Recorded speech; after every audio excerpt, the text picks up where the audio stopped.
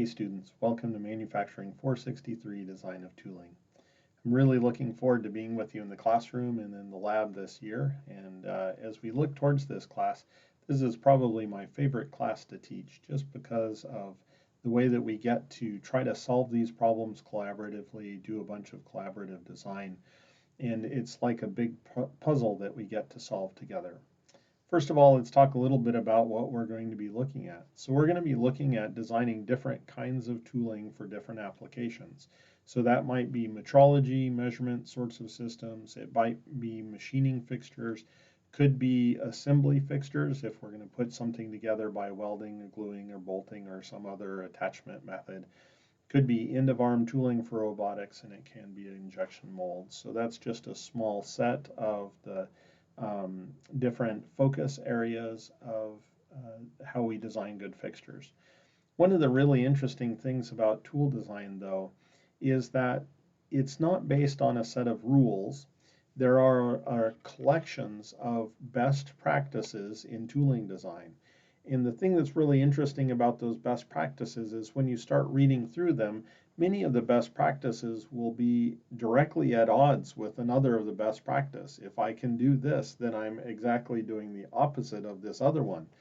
And so for every situation, we will take those things and we will decide what is the most important in that situation, and we will apply or put weight on those aspects and not as much weight on some of the other aspects. You can see that pretty easily when you think about a machining fixture, where it's really critical that the thing have a bunch of bulk and a bunch of mass and be able to hold something really tightly as you go back and forth over it with the machining forces, versus an inspection and metrology fixture, which can be pretty lightweight. It just has to support things in exactly the right way so that you don't influence the part any so that it measures incorrectly. And then if you think of things like an assembly fixture, we might in that case have to deal with the heat input of welding and have it so that the part can grow and shrink as it heats and expands. So that's what we're going to be doing in this class. The thing that's going to tie it all together is a concept called determinism. And so we're going to be looking at determinism throughout the entire quarter, and we're going to talk about that in class 2 for what determinism means. And in each case, we'll be trying to figure out exactly how close are we trying to get to the ideal of determinism. Are we trying to be, exactly deterministic in our fixture, or can we sacrifice some determinism to be able to get a little bit more stability, or to get a little bit more ability to hold a part that flexes, things like that. So that's the key thing that's going to tie it all together. Let's talk about how the class is actually going to happen. The class is going to have two to four videos for you to watch before class. They have international stars or me instead for each one, and we're just going to get all of the basics for what we're going to do in class that day. So you're going to get all the background. And for each one of those, there will be a worksheet with about 3 or 4 questions that you need to answer. And on those questions, I want you to think about them pretty hard when you're answering them. There will be a couple of surface kind of level answers that you could put down, but I want you to think deeper than that. And you're going to turn those in before class. And then almost all the time in class is not going to be me lecturing. It's going to be us arrayed around the edges of ET304. And we're going to be doing collaborative design in groups of 3 or 4, and then evaluating each of those designs to see different ways that people chose to fulfill the requirements.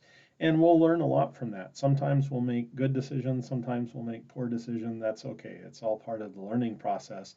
And so that's what we're going to do in class most of the time. So there is a picture of some students from several years ago doing collaborative work around the class, trying to figure out how to solve these problems. Class is Tuesday, Thursday, 8 a.m., so we're going to start out early in the morning, get going early.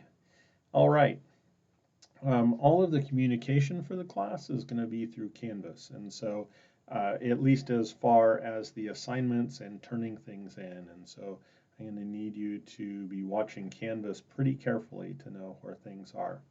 That being said, our office hours are going to be through Teams, and I'm going to try to have some collaborative spaces set up in Teams so that your different project teams will be able to work together and to keep files in one location that then I can also get to in case there are problems with turning things in. And finally, you're going to get a lot of good quality time with CATIA this quarter. So we are going to be making big assemblies in CATIA, doing a lot of work with drawings in CATIA, just a lot of good quality CATIA time. And so make sure that you have good ways to do CATIA, whether it's in the lab upstairs or whether you're using a remote desktop to get to the lab or using the student downloads of CATIA. You're going to need to be able to run CATIA really well throughout the quarter. All right. Well, I'm sure looking forward to seeing you in class. And so, yeah, I'll see you on Thursday. Thanks.